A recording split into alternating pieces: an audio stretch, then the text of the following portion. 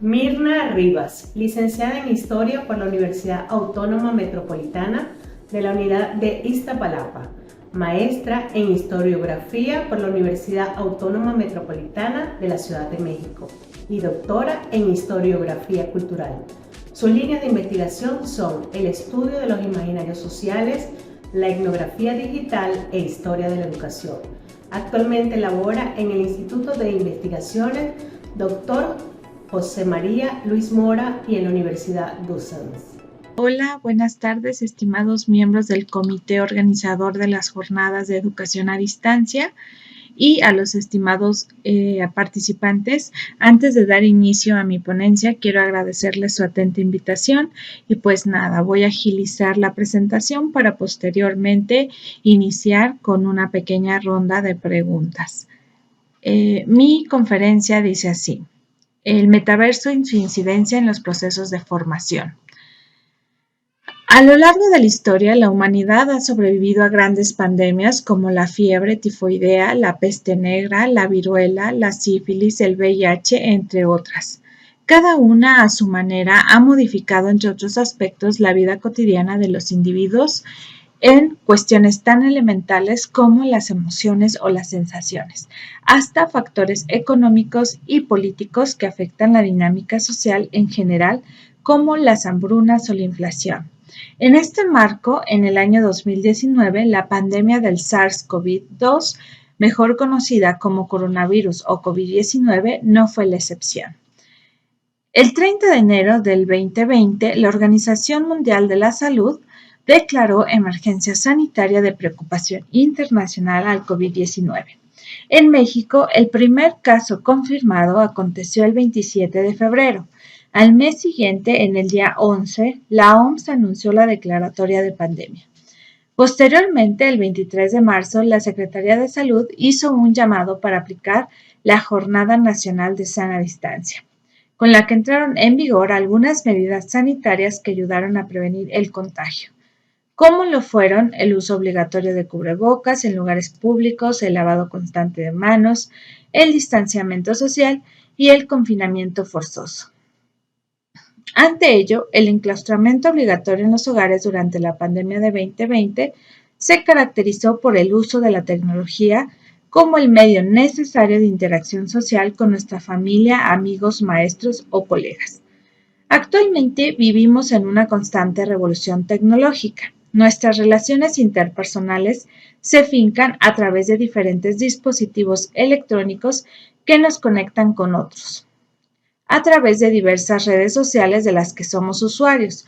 Lo digital ha transformado el mundo y las formas en que la información fluye, y asimismo los esquemas y medios para la comunicación humana. En el ámbito educativo, las instituciones del sector básico, medio superior y superior se vieron en la necesidad de echar mano de lo digital para sacar avante el ciclo escolar que ya se encontraba en curso. Asimismo, instituciones de educación superior como la Universidad Nacional Autónoma de México, la Universidad Autónoma Metropolitana y el Instituto Politécnico Nacional, máximas casas de estudio en México y que son de carácter público, ya contaban con algunos programas académicos que se impartían a distancia, por lo que podríamos señalar que contaban con la infraestructura necesaria para poder brindar a la mayoría de su matrícula clases en línea. Sin embargo, la transición de lo presencial a lo virtual tuvo algunos inconvenientes. Al principio de la pandemia se realizó una encuesta en línea a profesores y alumnos que se encontraban tomando clases a distancia en preparatoria, licenciatura o posgrados de la UNAM. El 39.7% de los docentes participantes dentro de esta modalidad señaló como principal dificultad para impartir su cátedra al factor tecnológico, que incluyó aspectos como el acceso a Internet, el desconocimiento de plataformas educativas y la poca disponibilidad de recursos digitales. Estas cifras hicieron evidente el desconocimiento de muchos de los docentes sobre cómo incorporar las tecnologías digitales para fines académicos. Es decir, si bien algunos pueden emplear diversas tecnologías en su vida cotidiana, muchos no han incorporado estos recursos en sus asignaturas y las actividades que ocurren en el aula. Ahora bien, Con respecto a los medios de comunicación predilectos de los docentes para interactuar con su estudiantado, encontramos WhatsApp, Gmail, grupos de Facebook, Google Classroom, Dropbox, medios que podríamos considerar como tradicionales y fáciles de usar dentro del mundo digital. Es importante notar el papel que tuvieron servicios de alojamiento de información como Dropbox, Google Drive, ambos usados comúnmente para almacenar y compartir información robusta que no se puede enviar o adjuntar sencillamente por correo. Muchos de los docentes a nivel licenciatura y posgrado preparan sus clases con antelación, diseñan sus programas de estudio con las fechas y los recursos que utilizarán para cada sesión. La mayoría de ellos proporciona a sus alumnos los fragmentos de los libros o artículos de revista que van a leer y utilizar en las sesiones. Al hacer el cambio de la presencialidad a la virtualidad, ya sea por premura de tiempo o desconocimiento de recursos tecnológicos, los catedráticos escanearon el material bibliográfico y lo compartieron con su estudiantado en páginas de almacenamiento gratuito. En algunas ocasiones, esta práctica de digitalizar lo físico para volverlo virtual fue repetido en los semestres o trimestres subsecuentes hasta que duró el confinamiento forzoso y regresamos a la nueva normalidad. Lo anterior es sumamente llamativo, en tanto que cuando se diseña un programa de estudio en la virtualidad, una de las premisas esenciales es procurar que el alumno tenga todos los recursos necesarios para su adquisición de conocimiento disponibles en la red, sin necesidad de requerir al escaneo. No porque esté mal esta práctica, sino que en el ciberespacio hay mucha información muy valiosa que no ha sido ocupada o explotada como debería, ya sea para el ámbito educativo o para la investigación. Ahora bien, en la encuesta mencionada sobre la UNAM, el porcentaje de alumnos que alude a problemáticas tecnológicas crece exponencialmente a un 61.6%, casi a un doble que el profesorado. A nivel nacional y haciendo referencia a todos los grados educativos, el INEGI presentó el 23 de marzo del 2021 los resultados de la encuesta para la medición del impacto COVID-19 en la educación, en la que señaló que durante el ciclo escolar que transcurrió del 2019 a 2020, 33.6 millones de personas entre los 2 y los 29 años estaban inscritas en alguna instancia educativa y a raíz del confinamiento y la virtualidad en el ámbito educativo, 740,000 alumnos no concluyeron el ciclo escolar. De esta cifra de deserción, las causas que objetaron fueron a raíz de la pandemia, en la que podemos destacar como primer lugar que las clases a distancia eran poco funcionales para el aprendizaje significativo, y el segundo argumento fue que en el hogar se carecía de alguna computadora, dispositivo o conexión de Internet. Para el ciclo escolar, que inició en 2020 y culminó en 2021, no se inscribieron 5.2 millones de personas. En otras palabras, la matrícula nacional decreció un 9.6%. Mostradas las dos partes que integran la dinámica educativa, maestro-alumno, podemos señalar que ambos presentan problemáticas en la virtualidad de manera distinta. Los profesores consideran que no poseen las competencias necesarias para impartir sus cátedras en línea, ya sea por poco conocimiento de manera particular de las TICs o en general de los diversos medios digitales para la búsqueda de la información. Por otra parte, los alumnos no cuentan con los aparatos necesarios por falta de recursos económicos, y los que cuentan con ellos no saben aprovechar los elementos educativos que les ofrece la red. La mayoría de los jóvenes de educación media, superior y superior nació y se desarrolló en una época en la que las nuevas tecnologías son de uso ordinario. La mensajería instantánea, las videollamadas, las redes sociales son sus medios de comunicación predilectos. Además, hacen compras por Internet y disponen de dinero electrónico a través de sus bancas digitales. Así pues, en este marco de referencia, es importante preguntarnos por qué ha sido tan difícil para ellos aprender a través de la red, si este es el entorno en el que desarrollan la mayoría de su vida cotidiana.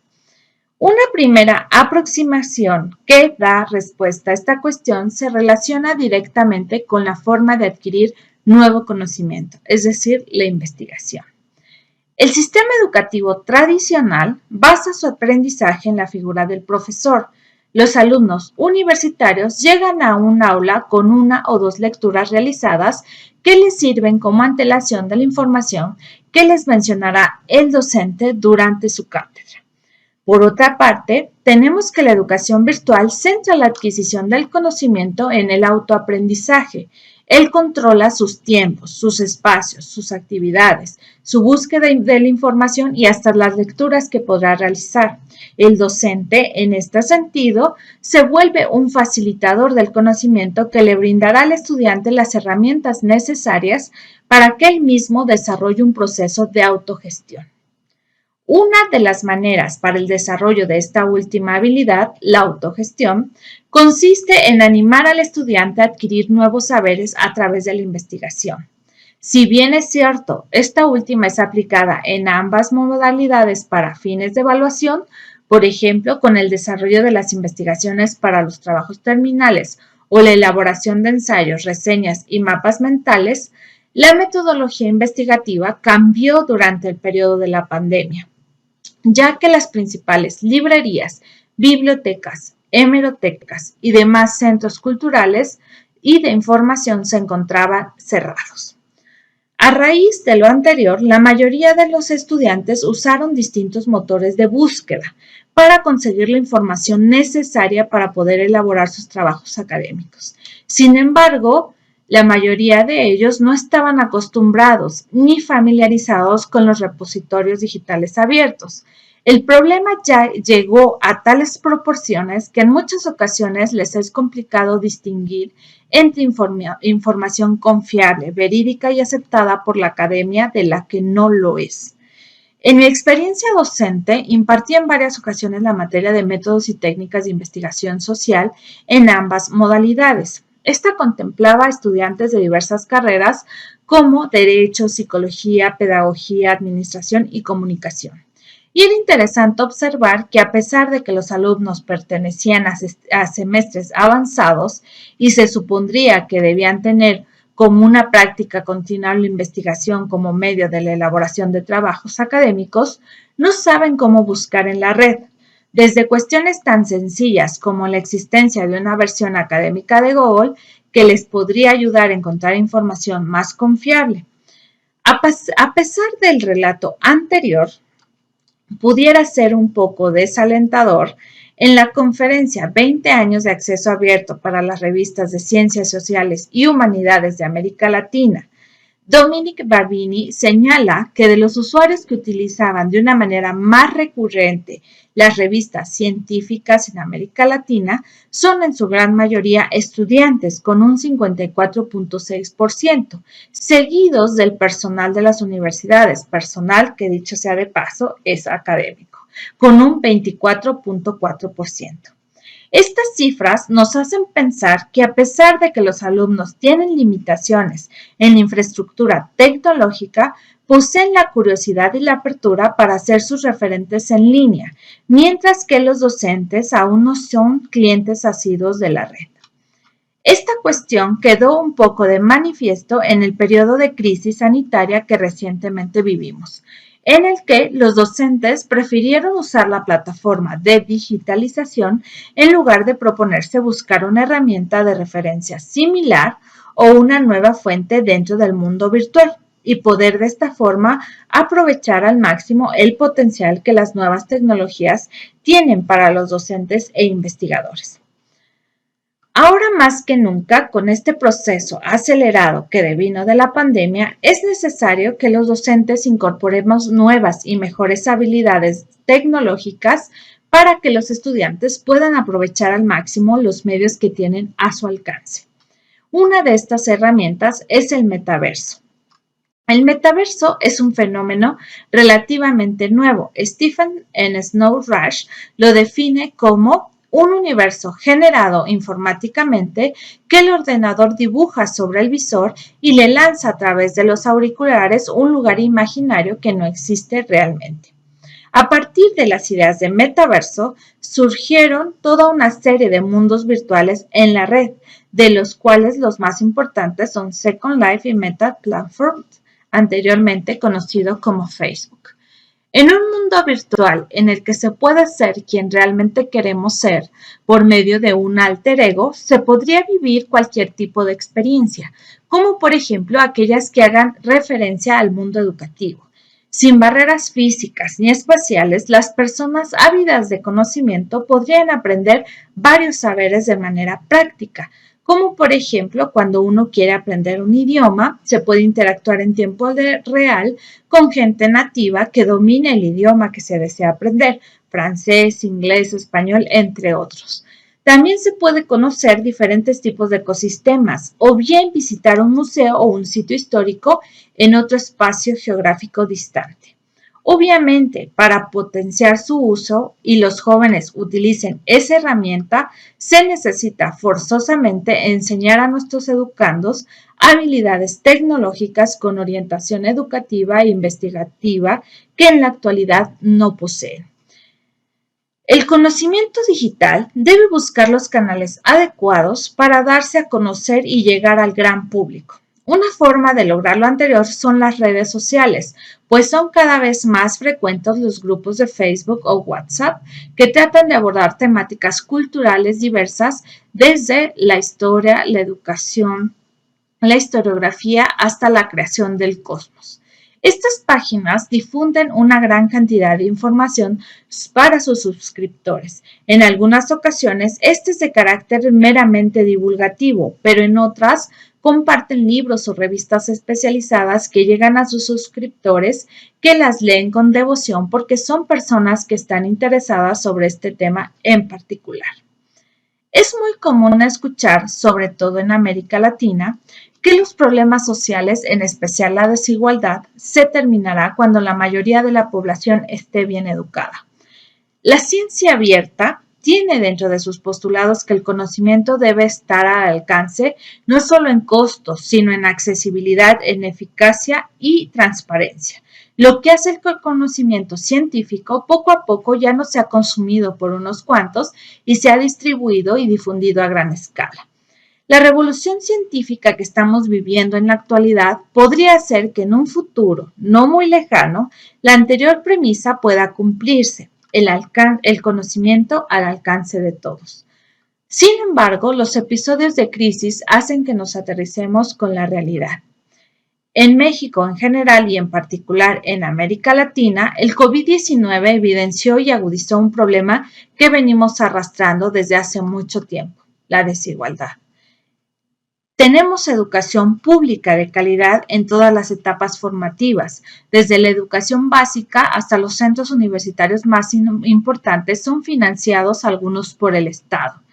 A nivel posgrado, algunos países cuentan con consejos de ciencia y tecnología que proveen a los estudiantes becas de manutención para que estos se dediquen exclusivamente a sus estudios. Si bien lo anterior ha aumentado el número de personas que poseen un grado académico y por ende la producción científica ha subido, es una realidad social que la mayoría de la población aún sigue rezagada y las nuevas tecnologías junto con el acceso abierto al conocimiento no han ayudado a contrarrestar este fenómeno.